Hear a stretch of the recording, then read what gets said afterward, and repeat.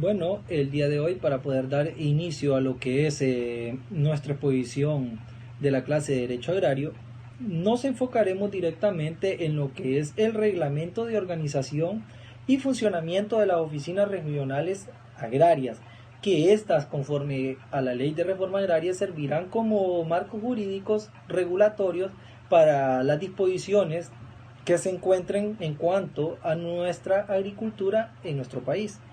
En el primer capítulo de este reglamento encontraremos lo que son las disposiciones generales, que abarcan lo que son 4 artículos que dan el principio, dan la concepción de lo que permitirá y de lo que servirá este reglamento. En el artículo 1 encontraremos que dichas oficinas regionales agrarias dependientes al Instituto Nacional Agrario, estas serán regidas por lo que es la Ley de Reforma Agraria y este reglamento. Eso quiere decir que estas oficinas regionales que se encuentran en las regiones y que conforman lo que es el sistema de agricultura en nuestro país van a depender de la Ley de Reforma Agraria en su regimiento. Y en cuanto a este reglamento, siempre y cuando éstas estén vinculadas, estén ancladas a lo que es el Instituto Nacional Agrario. En el artículo 2 encontraremos que para que el funcionamiento de estas dispondrán de un personal necesario nombrado por el director ejecutivo del Instituto Nacional Agrario. Entonces, utilizando la parte directiva ejecutiva de el INA, podrán disponer del personal necesario para que estas oficinas regionales agrarias den un funcionamiento adecuado conforme a los marcos jurídicos lo establecen. El artículo 3, en este encontraremos la jefatura de cada una de estas oficinas, que estará a cargo de las personas con experiencia en la materia, y estas deberán de reunir todos aquellos requisitos que la ley y que los marcos jurídicos indiquen o exijan para que estos puedan desempeñar lo que es una dirección ejecutiva o un papel ejecutivo de forma adecuada según establece la ley. El artículo número 4 nos menciona que el jefe regional ostentará la representación del director ejecutivo en el territorio de su jurisdicción. ¿En qué? En todas aquellas actuaciones que sean relativas a la ejecución de la reforma agraria. Entonces, esta reforma agraria será adecuada también con lo que es el reglamento, permitiendo de esta forma que un jefe regional de estas oficinas regionales pueda hacer la representación del director ejecutivo siempre y cuando pertenezca a su jurisdicción. Esto ha sido mi participación. Muchas gracias. Hola, buenas tardes compañeros y abogados, les saluda Zulma. Hoy estaré exponiendo acerca de lo que es el capítulo 2 y los artículos 5 al 9 que establecen acerca de la jurisdicción y de las oficinas regionales agrarias. Pero antes de entrar en materia, quiero hacer énfasis en lo que es las funciones, la estructura y sobre todo las posiciones más representativas que las integran. Por supuesto, a las oficinas regionales agrarias. En cuanto a sus funciones, podemos decir que son formular, aprobar, administrar los planes y políticas de la región, por supuesto, del sistema agrario. En cuanto a lo que es la estructura interna, que se puede decir que pueden variar o modificarse. Esto de acuerdo a los planes, los recursos y los programas de las instituciones. Es muy importante que nosotros aprendamos hoy acerca de las posiciones más representativas que integran las regiones. Esto tomando en cuenta la aplicación de la ley para la modernización y el desarrollo del sector agrario en lo que compete a tenencia, adjudicación y titulación. Y estas son las siguientes: un jefe, un secretario y un administrador regional. También un asesor legal regional y un secretario en cuanto al proceso de titulación. Alguien muy importante en este tipo de acciones es el enlace con lo que es el registro de la propiedad, un auxiliar administrativo, el agrónomo evaluador y un topógrafo. A continuación, conoceremos cuáles son las oficinas regionales agrarias para las diferentes zonas de nuestro territorio nacional. Y tenemos en la zona sur, la oficina regional agraria se encuentra en la ciudad de Choluteca, lo que es la oficina regional agraria en la zona norte le corresponde pues en la ciudad de San Pedro Sula. También cuenta con oficina regional agraria en el litoral atlántico y con sede en la ciudad de La Ceiba.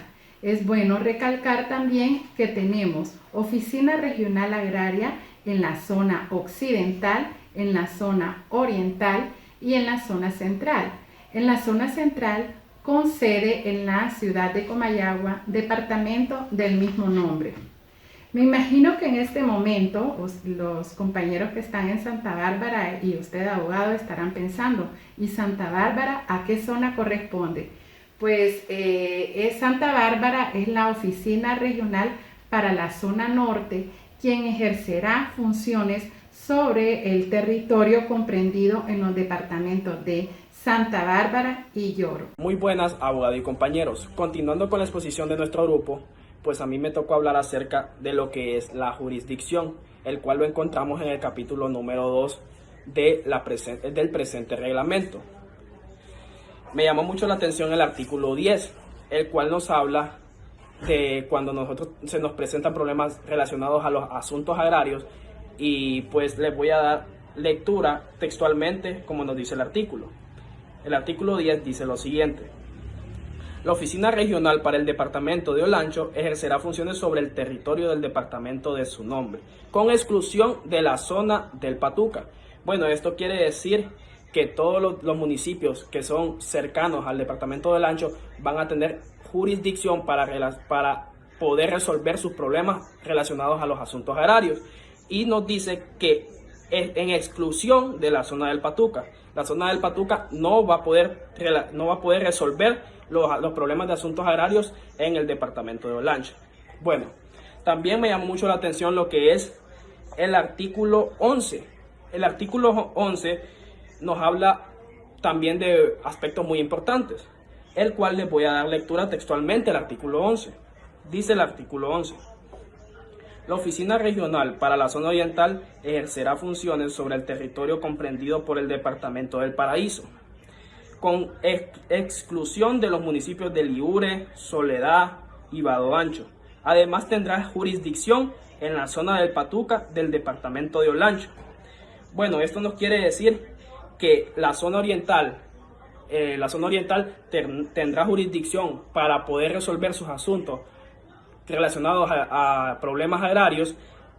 También va a tener jurisdicción la zona del Patuca en la región oriental de nuestro país para poder resolver cualquier problema de asuntos relacionados con la tierra de la área rural. Pues continuando con mi participación, compañeros y abogados, les voy a hablar acerca también de lo que es el artículo 13.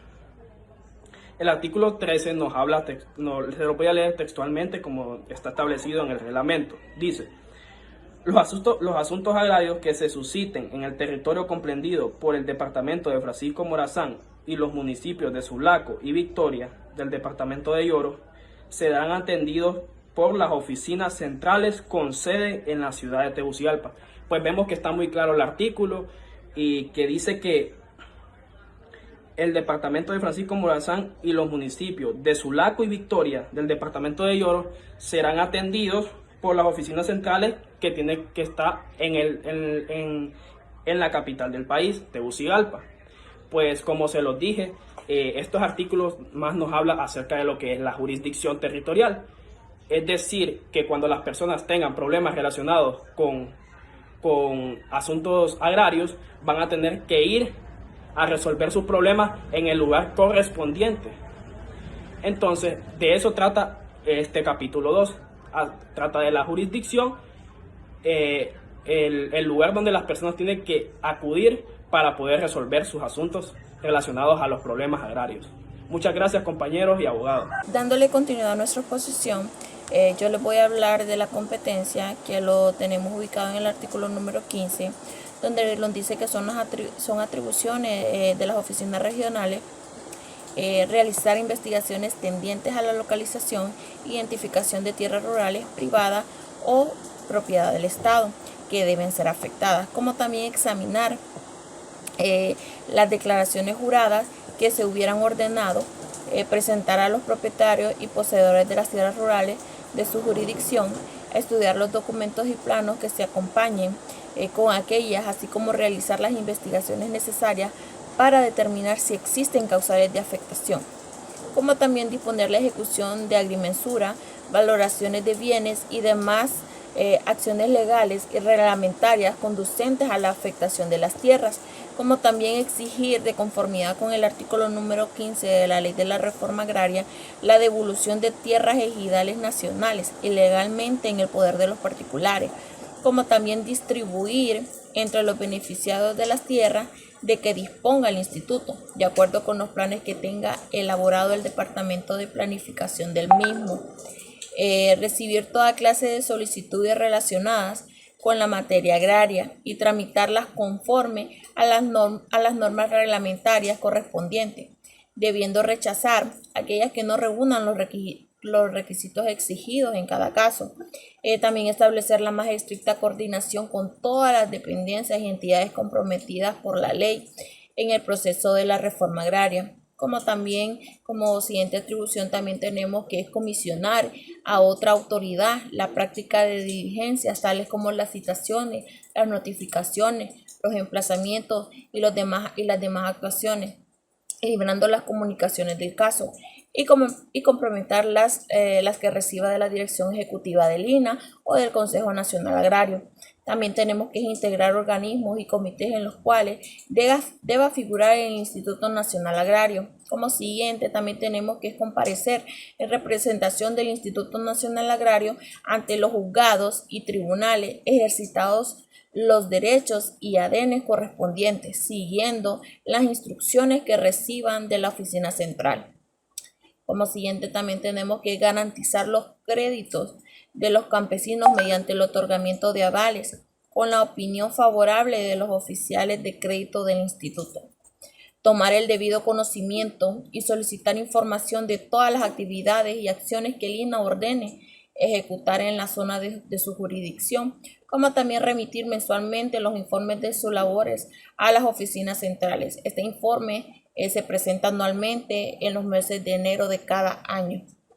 También tenemos que tramitar y resolver las solicitudes o denuncias escritas que presenten los campesinos beneficiarios del proceso de la reforma agraria, individuales o colectivamente, o cualquier otra persona con el objeto de que el INAH adquiera tierras para el proceso de la reforma agraria con fundamento. Esto está en el artículo número 16 al artículo número 36 de la Ley de la Reforma Agraria.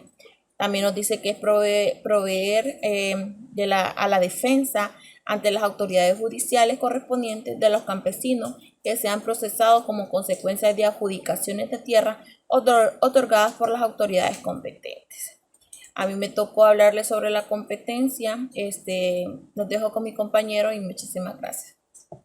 Continuando con el capítulo 4, encontramos cuestiones de procedimiento, donde el artículo 16 nos dice que las resoluciones definidas que emiten las oficinas regionales o el caso de una situación dada estarán sujetas a la aprobación de la dirección ejecutiva, salvo si fueren consentidas por la parte o partes a quienes afecten. Se entenderá consentida una resolución cuando la parte o las partes que se consideren perjudicadas no manifiesten de desacuerdo en el momento de su notificación, cuando fuere por estrados o por escrito dentro del término de 3 días posteriores a la notificación más el término de la instancia en su caso. Las notificaciones se harán en estrados por la tabla de avisos del despacho a las partes que tengan acreditado procurador. A los que no tengan se les dará personalmente por el secretario o la autoridad en que el jefe regional delegue facultades.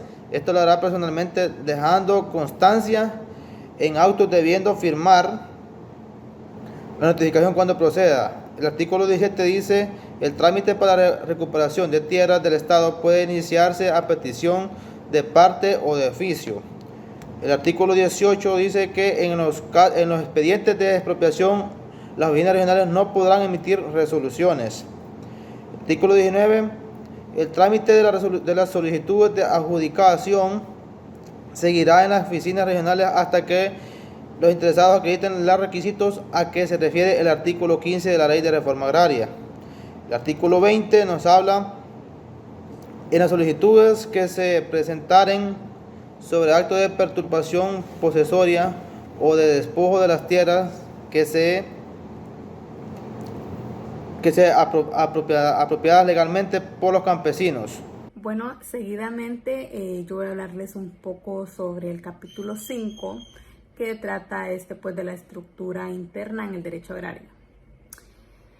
Les voy a mencionar algunos artículos y se los voy a explicar. En el artículo número 22, nos dice que las oficinas regionales estarán integradas de la siguiente forma. Cuando nos habla de oficinas regionales, hay que recordar que son las oficinas que tienen jurisdicción en una determinada parte del territorio, ya puede ser por su población o su economía. Por ejemplo, aquí donde habito yo en Santa Bárbara, hay una oficina pues regional. Este artículo nos dice que estas deben estar conformadas por un jefe regional, una sección administrativa, una sección de afectación, una sección de procuraduría, una secretaría regional y una sección de promoción.